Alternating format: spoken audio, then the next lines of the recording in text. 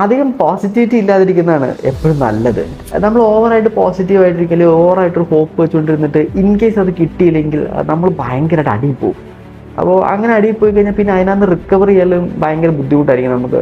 നമ്മൾ ചെയ്യേണ്ട കാര്യങ്ങൾ നമ്മളെല്ലാം കറക്റ്റായിട്ട് അങ്ങ് ചെയ്യുക. നന്നായിട്ട് പഠിക്കുന്നവരെ പറ്റിയാണ്, നല്ല എഫേർട്ട് ഇട്ട് പഠിക്കുന്നവരെ പറ്റിയാണ് ആക്ച്വലി ഞാനിത് പറയുന്നത്. അപ്പോൾ അങ്ങനെയുള്ളവർ നമ്മൾ കഷ്ടപ്പെട്ട് പഠിച്ചിട്ട് ഓക്കെ ഞാൻ ഇത്തവണ ക്ലിയർ ആകും എന്നൊക്കെ വിചാരിച്ചിട്ട് ഇൻ കേസ് ക്ലിയർ ആയില്ലെങ്കിൽ അവർ ഭയങ്കര അടിയിൽ പോകും. അവരുടെ ലൈഫ് തന്നെ ഭയങ്കര ചോദിച്ചിരുന്ന പോലെ അവർക്ക് തന്നെ തോന്നും. ബാക്കിയുള്ളവരെല്ലാം നമ്മളെ കുറ്റപ്പെടുത്താൻ നിൽക്കുന്ന പോലെയൊക്കെ തോന്നുന്ന ചില ആളുകളുടെ ഉള്ളിൽ വരും. അപ്പോൾ അതിലും ഭേദം നമ്മൾ ആ ഒരു പ്രോസസ്സിനെ വിശ്വസിച്ച് നമ്മൾ ചെയ്യേണ്ട കാര്യങ്ങളൊക്കെ മാത്രം ചെയ്തുകൊണ്ടിരുന്നിട്ട് കിട്ടാനുള്ള സാധനങ്ങളാണ് നമ്മുടെ മുന്നിൽ തന്നെ വരും. ഇനി അതല്ല എന്നുണ്ടെങ്കിൽ നമുക്ക് അടുത്തൊരു വഴി തെളിഞ്ഞു വരും. അടുത്ത വഴി തെളിഞ്ഞു വരണമെങ്കിൽ നമ്മുടെ മൈൻഡ് ക്ലിയർ ആയിട്ടിരിക്കണം.